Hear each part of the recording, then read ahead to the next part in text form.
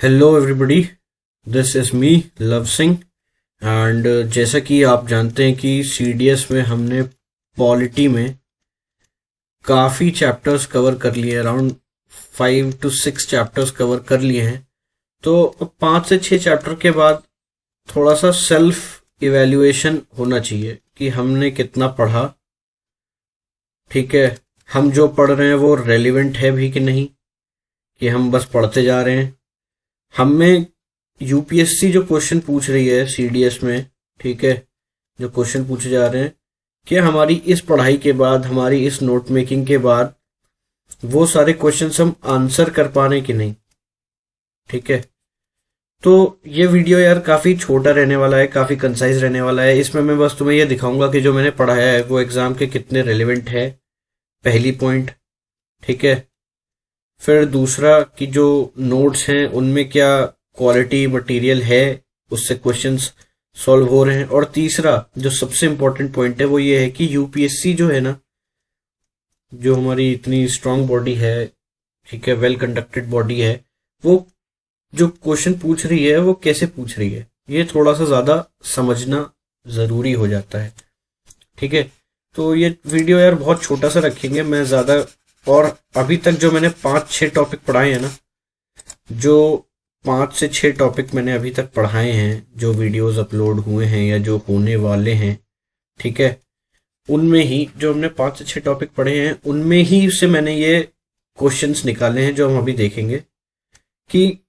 और ये क्वेश्चंस कोई बहुत पुराने क्वेश्चंस नहीं है, ये पिछले 1 से 1.5 साल, मैक्सिमम 1.5 साल, यानी कि 2 से 3 CDS paper, 2 to 3 question papers जो हैं उन्हीं से निकाले। मैंने बहुत ज़्यादा इसमें वो नहीं किया है कि मैंने कोई 10 साल पुराने पेपर्स निकाले या 20-30 पेपर्स लेके बैठा हूँ तब इतने क्वेश्चंस मिले, नहीं।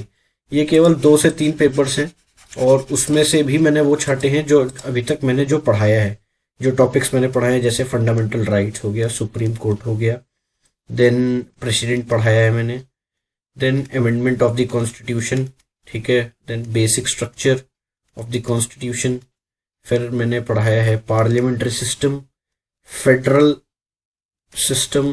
ठीक है, तो ये सारे जो टॉपिक्स हैं ना, 5 से 6 टॉपिक्स पढ़े हैं हमने, जो उनमें से ही जो क्वेश्चंस आए हैं, हम सिर्फ वही क्वेश्चन डिस्कस कर रहे हैं। और वो भी कब, केवल पिछले 2 से 3 जो सीडीएस के एग्जाम हुए, यानी 1.5 ईयर्स के बीच के अंदर के जो एग्जाम है, ठीक है, उनमें से ही। तो without wasting much of the time आगे बढ़ते हैं यार, एंड देखते हैं कि क्वेश्चंस कैसे पूछे जाते हैं। ठीक है, सो पहले क्वेश्चन पे आते हैं। इसमें पूछा गया है, the state shall take steps to separate the judiciary from the executive in the public service of the state incorporated in which part of the constitution. Basically मैं तुमको एक जगह, तुम्हें वीडियो में याद होगा कि मैं हर वीडियो में पार्ट्स जरूर डालता हूँ या शेड्यूल जरूर डालता हूँ और आर्टिकल्स जरूर मेंशन करता हूँ। तो मैं तुम्हें बताया था कि वो उसका पर्पस क्या है, उसका पर्पस यही है। ठीक है, जब भी मैं फंडामेंटल राइट्स पढ़ा रहा था तो मैंने बताया था ये किस पार्ट में आते हैं, पार्ट 3 में आते हैं। ठीक है, फिर अलग अलग फिलोसोफर्स, अलग अलग कॉन्स्टिट्यूएंट असेंबली में जो मेंबर्स थे, उन लोगों ने हमारे फंडामेंटल राइट्स के बारे में क्या क्या बोला है, उनको क्या क्या बोलते हैं, Magna carta of the constitution, fundamental rights plus DPSP को क्या बोलते हैं। ठीक है, तो ये सारी चीज़ें मैंने आपको नोट्स में भी दी हैं, पढ़ाई भी हैं। तो देखो, डायरेक्ट क्वेश्चन आ गया यूपीएससी में, यूपीएससी ने पूछ लिया ये सीडीएस में, और इसका आंसर क्या है, ये बेसिकली डीपीएसपी की बात की है। तो इसी के बारे में मैंने आपको कब पढ़ाया था, जब मैंने फंडामेंटल राइट्स पढ़ाए थे, उसी में आप देखना कहीं ना कहीं मिल जाएगा। तो basically part 4 of the constitution deals with DPSP, और ये डीपीएसपी का ही पार्ट है। नेक्स्ट क्वेश्चन पे चलते हैं और पढ़ते हैं। फिर देखो, ये फंडामेंटल राइट्स, पहला टॉपिक मैंने फंडामेंटल राइट्स लिया था, और उसको लेने का रीजन था क्योंकि सबसे इंपॉर्टेंट है। तो फंडामेंटल राइट्स में देखो, इसमें बोला गया है कि which of the following is not a correct statement with reference to constitution of India, यानी कि कौन सा स्टेटमेंट गलत है ये बताना है। ठीक है, पहला स्टेटमेंट पढ़ते हैं। The constitution amendment act has inserted the right to education act under article 21A।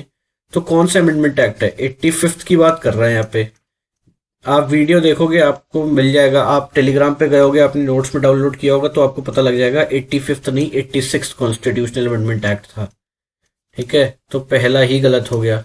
बाकी का देख लेते हैं। Article 22 talks about preventive detention, सही है, पढ़ाया हुआ है, वीडियो में भी है, कंटेंट जो दिया है आपको टेलीग्राम पे इसके नोट्स उसमें भी लिखा हुआ है। ठीक है, right to constitutional remedies part 3 क्या है, fundamental rights, right to constitutional remedies क्या है, आर्टिकल 32 पढ़ाया हुआ है वीडियो में। फंडामेंटल राइट्स खोलो जाके, वीडियो देखो 1.5 पे पता लग जाएगा।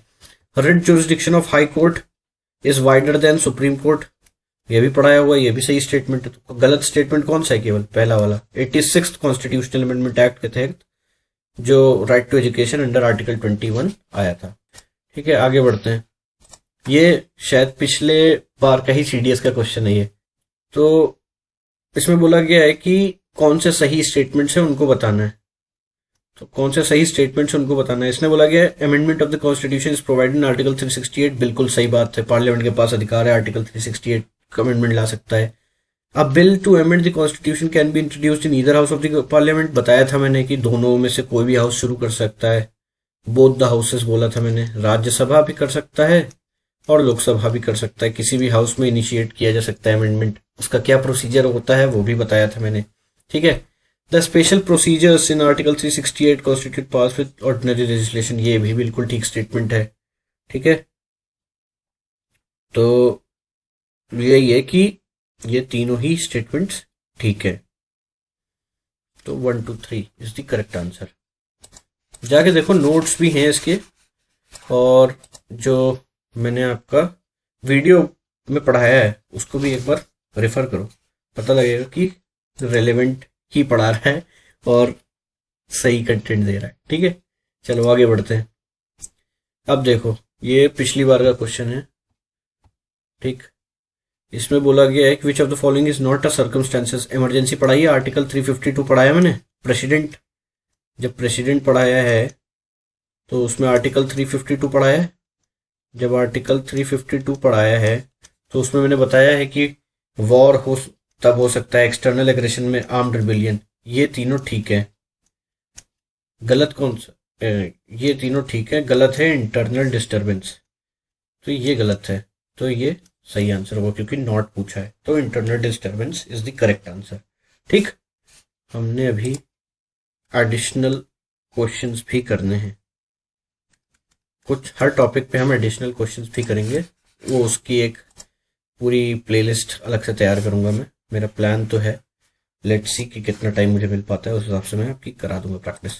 ठीक है, फिर भाई साहब फंडामेंटल राइट्स में आर्टिकल 12 क्या कहता है, आर्टिकल 12 क्या डिफाइन करता है बेसिकली। आर्टिकल 12 पहले तो बता दो फंडामेंटल राइट्स होते कहाँ से, 12 से 35 होते थे, याद है पढ़ाया था।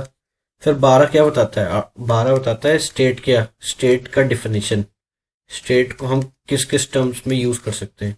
तो government of India, parliament of India, ठीक है, फिर government and legislatures of each state, फिर जितनी भी अथॉरिटी मैंने बताया था, याद है गेल सेल की बात की थी, गेल की बात की थी, देन ओएनजीसी की बात की थी, ये सारी चीजें याद है।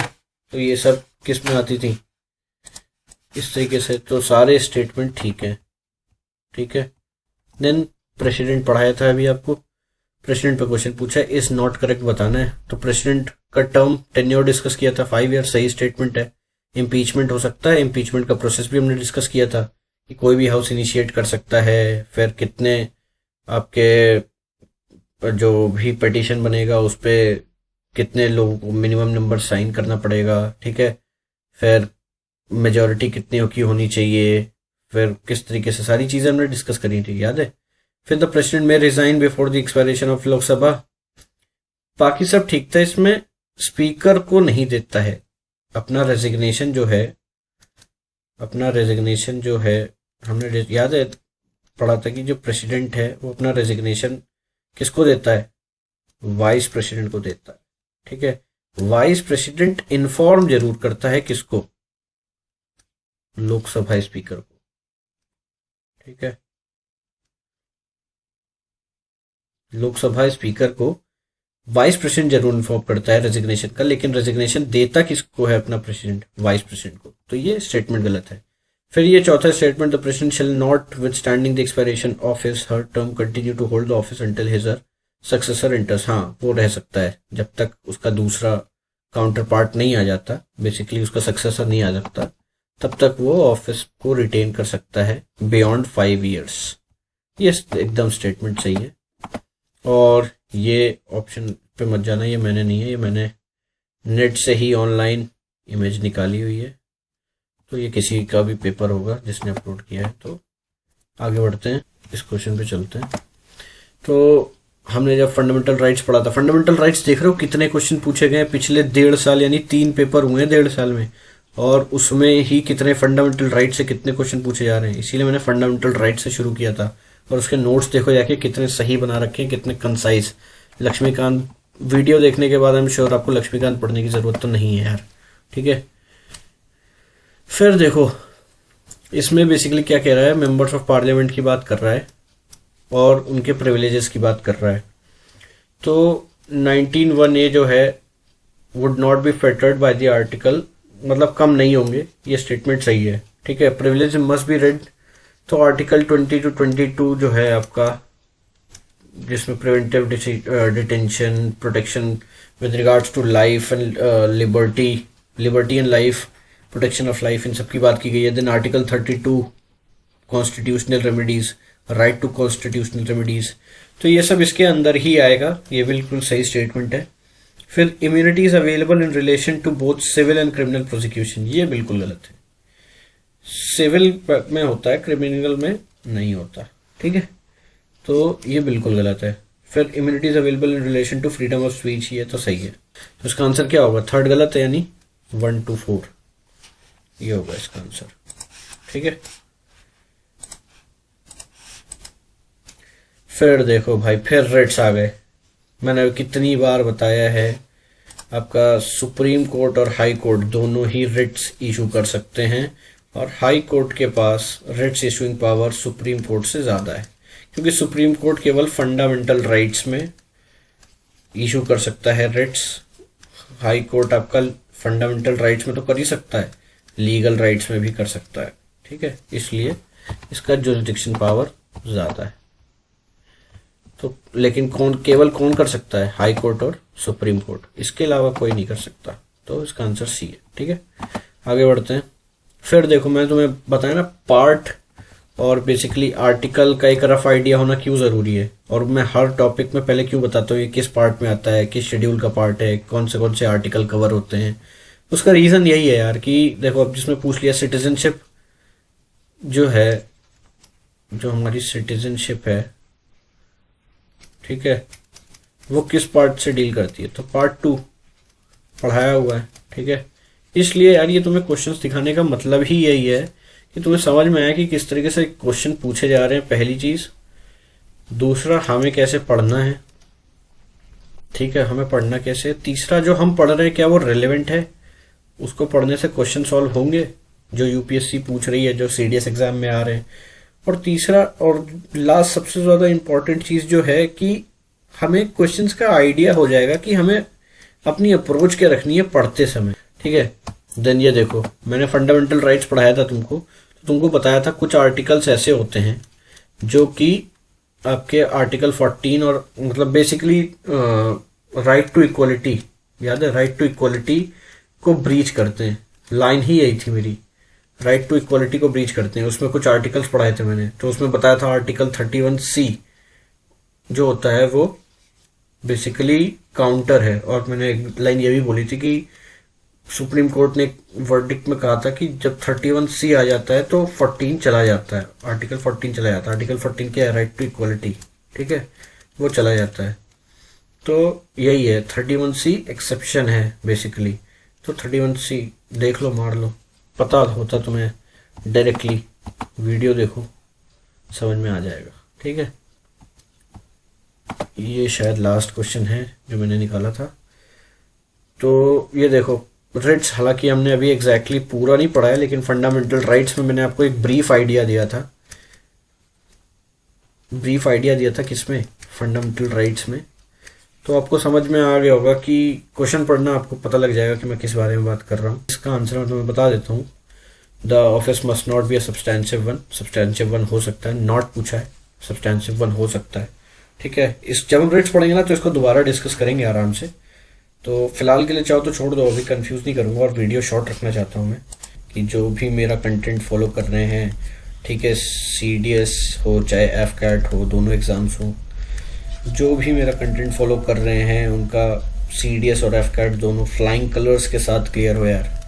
मैं तो यही चाह रहा हूँ, डिस्पाइट आई नो कि थोड़ा सा हमारा पेस शायद स्लो है, क्योंकि you guys know I am a working professional, ठीक है, तो मुझे थोड़ा सा टाइम कम मिलता है, और उसमें मैं आप लोग के लिए कंटेंट भी प्रिपेयर कर रहा हूँ, वीडियोस भी शूट कर रहा हूँ, एडिटिंग वगैरह भी का सीन बैठता है कई बार। सो ये सारी चीज़ें हैं, एंड सबसे ज़्यादा कि मैं ऑनलाइन में न्यू हूँ, ऑनलाइन में पढ़ाने का बहुत ज़्यादा एक्सपीरियंस नहीं है। ऑफलाइन में है, ऑफलाइन में बहुत बच्चों को पढ़ाया है, ऑनलाइन में नहीं है। I get 2-3 messages on a daily basis कि सब पढ़ाई नहीं हो रही है, थोड़ा सा मोटिवेशन कम हो रहा है, चीज़ें समझ में नहीं आ रही हैं। जब मैंने अभी एक वीडियो डाला था जिसमें 88 डे प्लान बताया था, ठीक है, तो कुछ लोगों का मैसेज आया, देन आई टोल्ड देम कि परेशान मत हो, इतना कोई लोड लेने वाली बात नहीं है। मोटिवेशन की बात है यार, तो मोटिवेशन से ज़्यादा आई प्रेफर डिसिप्लिन, ठीक है, डिसिप्लिन ज़्यादा इम्पॉर्टेंट है रादर देन मोटिवेशन। तो मोटिवेशन नहीं भी आ रहा है तो कोई दिक्कत नहीं है, डिसिप्लिन रखो। वो 88 डे प्लान जो है उसको फॉलो करने के लिए आपको दिन के 3 या 4 से 5 घंटे मैक्सिमम लगेंगे। 1-1.5 घंटा सुबह पढ़ लो यार, ठीक है, फिर 1-1.5 घंटा दोपहर में पढ़ लो, 1-1.5 घंटा शाम को पढ़ लो, कितने हो गए, 4.5 घंटे हो गए यार, देख रहे हो, तुमको 5 घंटे पढ़ लोगे बहुत है, ठीक है, आराम से CDS क्लियर होगा, ठीक है। तो इतना लोड मत लो, साथ में मिलके कर लेंगे। करंट अफेयर्स का बहुत जल्दी देने वाला हूँ मैं, जनवरी का कंपाइलेशन, मतलब मिड जनवरी कंपाइलेशन। तो मुझे बताना कमेंट्स में यार, तुम लोग को मिड जनवरी कंपाइलेशन चाहिए या कंप्लीट जनवरी कंपाइलेशन चाहिए, तो मैं उसे पार्ट 1 पार्ट 2 में अलग अलग दूं या फिर एक कंप्लीट जनवरी का दूं। दिसंबर का अपलोड कर चुका हूं। एंड एक चीज़ मैं बोलना चाहूँगा यार, current affairs are my forte, ठीक है, तो करंट अफेयर्स पे मेरा मुझे लगता है अच्छी पकड़ है मेरी, तो आप लोग करंट अफेयर्स फॉलो कर सकते हो वहाँ से, आई वुड सजेस्ट फॉलो करोगे तो आपको काफ़ी बेनिफिट होगा, ठीक है। सो विद दिस यार, ओके बाय देन, ओके चलो बाय।